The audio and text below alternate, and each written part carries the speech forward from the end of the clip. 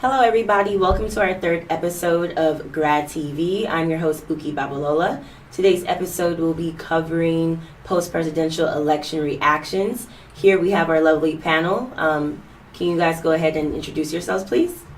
Hi, my name is Alexandra Maloney. I'm currently a second-year master's student here pursuing an MA in International Studies, and I'm also the treasurer of the Graduate Student Association. How's everybody doing? My name is Chad Williams-Bay, and I'm from Hartford, Connecticut. I'm a second-year PhD student in Higher Education Administration, and I am the president for the Morgan State University Graduate Student Association.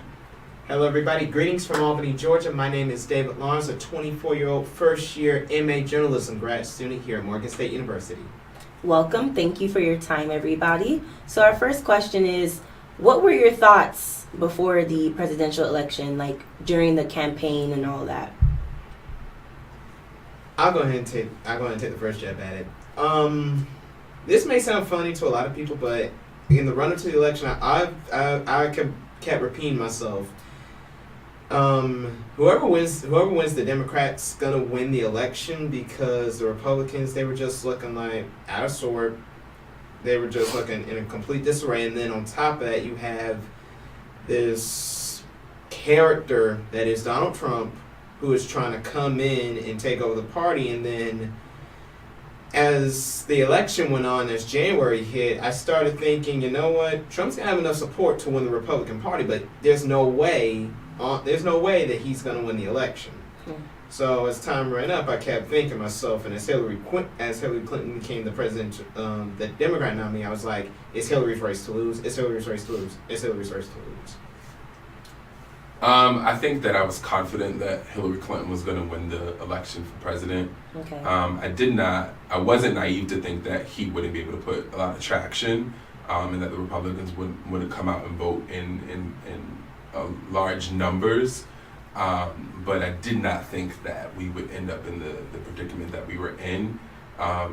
But as the time got near towards, two Tuesdays ago, November 8th, it kind of became a heightened awareness for myself that this just might happen. Right. And I had to start selling it really to myself that I'm with her, I'm with her. I had to say it to people. I had to, make it known, because it was a scary feeling that he was actually going to have the potential to win.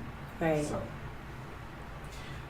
Honestly, I thought Hillary had it in the bag from the beginning, so I was shocked, because I was following social media, following the news, following the polls that are saying that Hillary Clinton would have such a lead in the race, and then come to find that Donald Trump was able to reach a particular niche in the U.S. population and bring that win home. It was shocking to myself, and I think also shocking to the people in my generation. How many of us actually went out to vote? Absentee ballots. Nice. I voted too. So in what ways, if there are any, do you think Donald Trump being the president-elect of, the United States will affect your future career or academic endeavors, being that you are African-American students, or African-Americans, I should say? I think for me, I can't really answer that question with certainty, because he doesn't know. And that's where, so will it affect me? Will there be things that affect me? I'm pretty sure yes. What those things are, I'm not sure. It's kind of that vague white space that we're in right now as a nation. And I'm not sure when we'll come out to be vibrant again. But at the same time, I'm hopeful that his agenda for empowering minority populations won't come out the way that he's been portraying it to be. I hope that he recognizes that we are a valued and intricate part of this history, of the future of this nation, and that our education, our citizenship, our Americanization is really, really important, and that we deserve the same, if not, more equal. We're equal. We're complements of the white counterparts in this nation. So it's my take.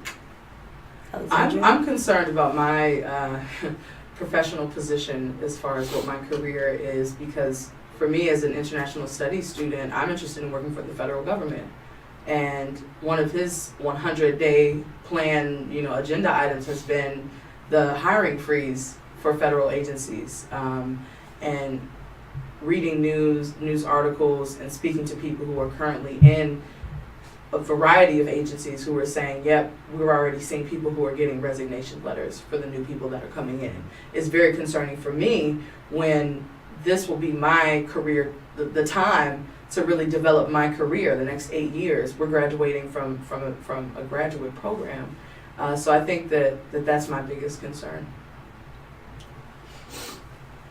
As a journalist, or aspiring journalist, I should say, I know for me, it's going to be one of the toughest things. And even though I prefer to be in the sports arena, I've already heard examples of how African American journalists have already been come at, not just through Donald Trump, but through Trump supporters, and how, one example, it was right down in Silver Springs actually, where a African American journalist had a watermelon smashed on her car,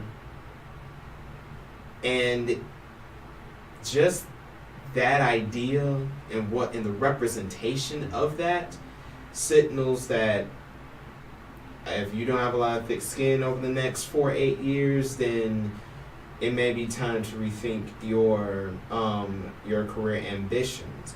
And as far as African Americans, where he stands over the next where we stand at least in the next 4 years, hopefully not 8, but I think where we stand is it's going to be pretty contentious. And Alexandra alluded to, well, not Alexandra, but Chad alluded to his rhetoric for minorities, when honestly my personal opinion is I don't think he has any. And even though he's trying to backtrack it, his nominations and what he is not and who he's nominated for his cabinet so far is not giving me the sense that he is really trying to at all in the slightest, especially in his chief strategist, who is unknown for being very right wing politically. It's going to say I'll leave it at this for African Americans. The next 4, maybe 8 years.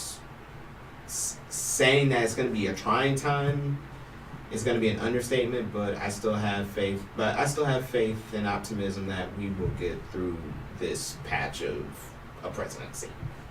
Would you all say that this is some sort of wake-up call for the country as a whole, or for the minorities in this nation? Yes. When I was, after I did election coverage for GradTV, I actually was walking back to my room, and an event that many people may not look at is June 23rd. That was when the United Kingdom voted to leave the European Union. And it was under similar circumstances when Brits who were not satisfied with the current government and how it had been for years decided to come in and shock literally the status quo, and they did vote to leave the European Union, and in the days that came out, but the biggest difference, I'm not going to go into it now, was that there was more voter turnout for that than it was the U.S. election, but I'll leave that alone for another day and time. In the aftermath was you had people that were that A, did it intentionally, B, didn't know what they were voting for, or C, didn't think their vote even counted. And I really started thinking, about that, like, we really just shocked our democratic system electing, as the as states have elected this man president of the United States. And say what you want for people who said, oh, I'm voting third party, that voting third party was a vote against him, or vis-a-vis, but the fact is we are where we are. now, that is where we are. So, how do you think the HBCU school system will be affected by this? Or if you don't think that will be affected at all, you want to share how or why not? Higher ed expert, come on. Not an expert. I mean, it's multiple parallels when you look at it. Currently, just say like this year before this, we have had an influx in HBCUs that have closed due to funding, which typically, was a federal thing, and it also was the appropriation of funds that these institutions were doing. But currently, before the election, we were on a spike in enrollment at HBCUs nationally. And so it wouldn't be naive to think that that wouldn't increase even more, considering, the temperature of our nation right now with Donald Trump being president-elect. So we should be prepared to have, application enrollments at a high and also acceptance. But that also means that in levels of services, how can we still be able to, right, we would have to step up our game, we would need more money, but that means that federal funding. And so, we would be affected in that term if we weren't able to get it when we were, without this, our current president-elect. How will we now be able to manage to get more funds and become more creative with providing the same services at a high level that we would need if we weren't in this situation? In this particular example to Morgan in the state of Maryland, currently we are in, a fight with a lawsuit with the coalition of HBCUs in the state of Maryland against the state, because we have been underfunded throughout, and they have been unequally funding us compared to our white counterparts. So with that currently now in session and in court with the judge and the lawyers and people have been, doing testimonies and things like that, we're kind of in a limbo. So, having a Republican Congress, and then, it's really important that we now look at this and really think about the movement of what we're going to do for 2018. How are we going to mobilize to make sure that we can really fight to get the Congress and the Senate back for Democrats? We have a lot of options. So he's going to be moving, but he can't move that quick. Mm-hmm. And so we're not in a bind that we haven't been before. And the good thing about being a people of color is that we know how to make things happen. We've been in these situations before. It's just a matter of that we have to be able to work together, to band together, and to really be appropriate in our experience and then our expectation. We are in a very, very funny and a different situation right now. And we have to be not necessarily okay with it, but just be able to move along with it, noting that we're going to be underfunded, noting that we do have a government that's against what they decided to found for us. We didn't ask for this. Right. They did this for us in 1867, 1869, 1865, 1830, et cetera, et cetera. So, yes, we will be affected. How we'll be affected, only time will tell. But we have to be able to still be able to maintain and to be able to progress, because we're going to have an even higher influx in enrollment here at HBCUs. David? And real quick, to fill out Chad's point, yes, I agree with him. I think we are going to see a spike in HBC enrollment, especially among African American students. Now, I'm gonna say this: if you're not a private HBCU, you're kind of cringing right now because of the uncertainty that's coming your way. Mm-hmm. Because of the uncertainty that's coming to government. Because we already know how they feel about the Voting Rights Act. How do you think they're gonna feel about HBC? Like I said, we're facing a red conservative government right now. It's scary to say the least. Yeah, do we have Democrats in there? Yes, but they don't have control. Yes, and hopefully, there's enough Republicans that do see our side and maybe see that HBCUs do have a place in society. I know there's plenty of examples out there that will make a statement for HBCUs. I know that for a fact. But it really does come. But it does come down to us being involved in our governments. To be perfectly honest, and if we're not, if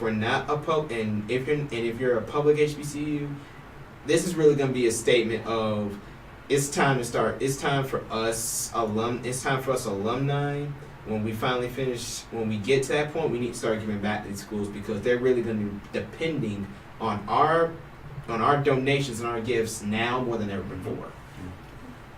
Are there any final thoughts about this time that we're in, this circumstance that we're in as a nation, as a people, that you all would like to add? For me, I'm still optimistic. For us as a people, for us as a collective, and by people I mean us as Americans, we're still a unit at the end of the day. I think with so many things going on in the world that it's especially important to be able to address some of the things that have now arisen blatantly, okay? So this time frame can be an opportunity to address a lot of things, and I hope that we use it in that way for the sake of our generation, for the sake of the generations coming up behind us. I'm hopeful and I'm prayerful. I feel the same way as Alex, and I want to, I spent a lot of time on my sentiments that you guys are receiving the email from myself and the Graduate Student Association, and that really truly reflects how I feel. But I also want to be able to leave you with a note that we spent 8 years with great people, a great family that really set a precedence, a historical precedence, as the first African American family to reside as President and First Lady and First Family in the United States of America. And with that, they gave us a lot of what we heard. A lot was hope and work, and that nothing's going to happen overnight. You know, we can't expect that now we're going to have the next 40 presidents are going to be African American and Latino and, you know, and other, you know, persons of color. But they gave us the level of hope. And so I think that's what we need to continue. It would be their resiliency and their efforts that they imparted upon us as American people would go in vain if we didn't continue that level of hope. That we still have the power, and that we still can really change the 4 years after 2020. And I think that, you know, First Lady Michelle Obama said it, and Hillary Clinton repeated a lot during the campaign. And it was, you know, when they go low, you go higher. And this is a low point for us as Americans, and I feel like a lot of us have this feeling that we're owning, and you don't have to feel that again.